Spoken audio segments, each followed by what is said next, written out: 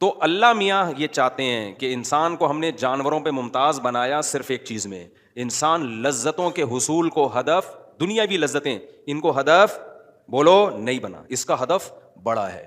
وہ کیا ہے؟ جس نے پیدا کیا اس کو راضی کر لوں میں۔ آپ کہہ سکتے ہو یہ ہدف بڑا کیسے ہے؟ دیکھو، ایک ماں ہے یا ایک باپ ہے جس نے 2 بچوں کو بڑی محنت سے پالا، 2 بچوں کو، 2 بھائیوں کو بڑی محنت سے پالا، 2 بیٹوں کو۔ اب دونوں کو آزمانے کے لیے کیا کیا؟ ایک شدید بھوک کی حالت میں نا دونوں کے سامنے کھانا رکھ دیا اور کہا جو کھائے گا نا ہم اس سے ناراض ہو جائیں گے، اور جو نہیں کھائے گا ہم اس سے راضی ہو جائیں گے۔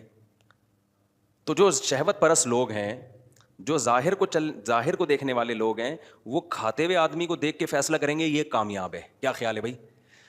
ابے کتنی آسان مثالیں دے رہا ہوں، وہ بھی سمجھ میں نہیں آئیں گی تو 4